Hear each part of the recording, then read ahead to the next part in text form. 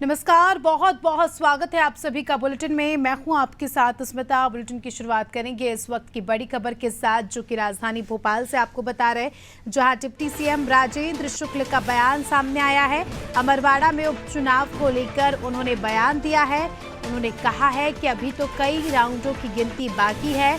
हम लोकसभा चुनाव जीते हैं, उपचुनाव भी जीतेंगे। कमलनाथ की साख दांव पर लगे होने पर बोले कि लोकसभा में भी कमलनाथ की साख दांव पर थी, लेकिन परिणाम भाजपा के पक्ष में ही आया था। तो देखिए, काउंटिंग शुरू हो चुकी है और लगातार कांग्रेस प्रत्याशी आगे चल रहे हैं। उसी को लेकर डिप्टी सीएम का बयान भी सामने आया। उन्होंने कहा है कि अभी रुकिए, ठहरिए, और भी राउंड बचे हैं वोटिंग के। तो अमरवाड़ा का उपचुनाव अपने आप में दिलचस्प इसीलिए हो रहा है क्योंकि सबकी नजर इसके परिणाम पर है। कांग्रेस का गढ़ कही जाने वाली अमरवाड़ा, अब यहाँ पर क्या कुछ होता है आने वाले समय में स्पष्ट हो जाएगा।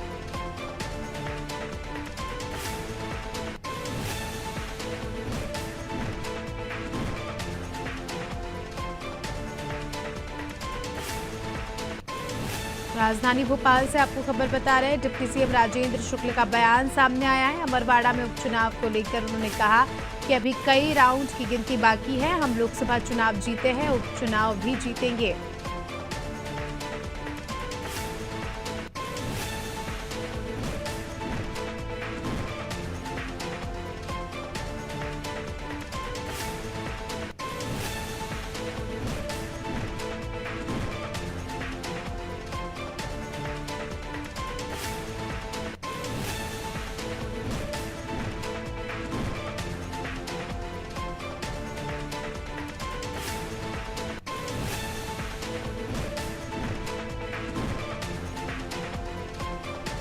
खबर आपको बता रहे हैं राजधानी भोपाल से, जहां डिप्टी सीएम राजेंद्र शुक्ला का बयान।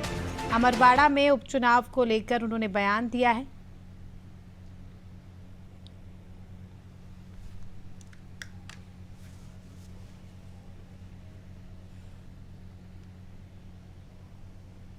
चलिए, शबाना हमारी सहयोगी इस खबर पर जुड़ चुकी है, उनसे ज्यादा जानकारी ले लेंगे।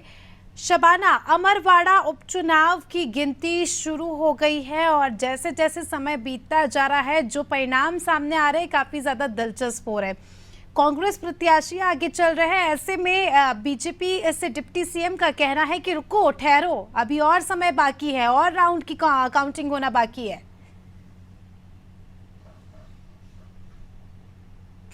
उपचुनाव के लिए गिनती शुरू हो चुकी है और आप साफ तौर पर देखेंगे विधानसभा चुनाव और लोकसभा चुनाव में एक तरफा परिणाम के बाद अभी जो बीजेपी है वो अपनी गिनती में आगे चल रही है। कहीं ना कहीं 6,500 से अधिक वोटों से जो है कांग्रेस प्रत्याशी धीरेन्द्र शाह आगे चल रहा है। तो कहीं ना कहीं जो परिणाम अब तक जो राउंड में निकलकर सामने आया, उसमें कहीं ना कहीं भाजपा को थोड़ा सा घाटा इसलिए भी हुआ, लेकिन अभी इंतजार करना होगा और देखना होगा कि जो 20 राउंड की गिनती है उसमें किस तरीके के परिणाम निकलकर सामने आता। हालांकि कमलनाथ का गढ़ छिंदवाड़ा था, लेकिन उसको भारतीय जनता पार्टी ने जो है लोकसभा चुनाव में रौंद दिया। ऐसे में इस बार संशय बरकरार है, लेकिन इंतजार करना होगा, देखना होगा क्या नतीजे निकलकर सामने आते हैं।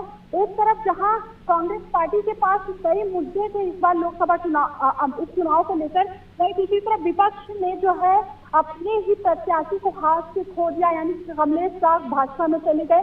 कहीं ना कहीं उसका भी परिणाम यहाँ पर देखने को मिलेगा और जो भी नतीजे आएंगे वो एक रूप में कई संदेश देने की कोशिश करके, क्योंकि ये देखने को मिलेगा कि छिंदवाड़ा और अमरवाड़ा की जनता जो है दल बदल से कितनी खुश थी और दूसरी तरफ आंचल पिंड का जो मुद्दा था वो कितना प्रभावित यहाँ पर साबित होता हुआ नजर आया।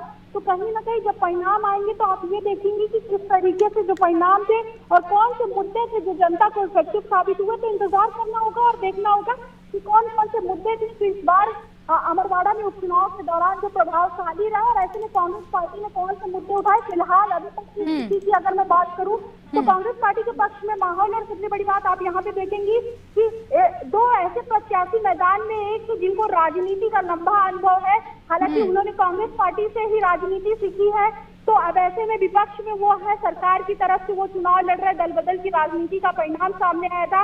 ऐसे में दूसरी तरफ एक ऐसा प्रत्याशी जो राजनीति में अभी अभी कदम रखा था, तो ये युवा वर्सेस एक्सपीरियंस की लड़ाई है। तो देखना होगा, इंतजार करना होगा कि कितना प्रभाव यहाँ पे कांग्रेस पार्टी अपनी तरफ से दिखा पाती है, और दूसरी तरफ बीजेपी जो मध्य प्रदेश में क्लीन स्वीप हुई थी लोकसभा चुनाव में, वो कितना प्रभाव यहाँ पर डाल पाती है। बिल्कुल, शाह वर्सेस शाह का मुकाबला, और कहीं ना कहीं पूरे प्रदेश की नज़र इस उपचुनाव में है, क्योंकि जिस तरह से हमने देखा शबाना की लोकसभा में कमलनाथ के गढ़ को ढाया था, और अब उपचुनाव में भी, क्योंकि अमरवाड़ा सीट भी कमलनाथ का गढ़ ही, कांग्रेस का गढ़ ही कही जाती है, तो ऐसे में अब उपचुनाव में क्या कुछ होगा, हालांकि ये तो थोड़ी देर बाद स्पष्ट हो ही जाएगा, लेकिन उसके पहले बीजेपी के नेताओं की प्रतिक्रिया अपने आप में हम कह सकते हैं कि कॉन्फिडेंस बूस्ट कर रहे हैं वो कार्यकर्ताओं में और लोगों में कि हम ही जीतेंगे।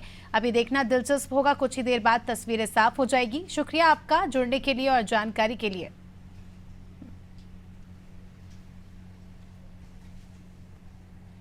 देखिए 5 राउंड और 7 राउंड का क्या परिणाम है, इससे हमें किसी निर्णय पे नहीं पहुंचना चाहिए। मुझे पूरा भरोसा है कि जैसे छिंदवाड़ा में लोकसभा हम जीते हैं, वैसे ही 18 या 20 राउंड जितने भी होने होंगे, जब वो पूरे हो जाएंगे तो भारतीय जनता पार्टी जीतेगी। देखिए 5 राउंड और 7 राउंड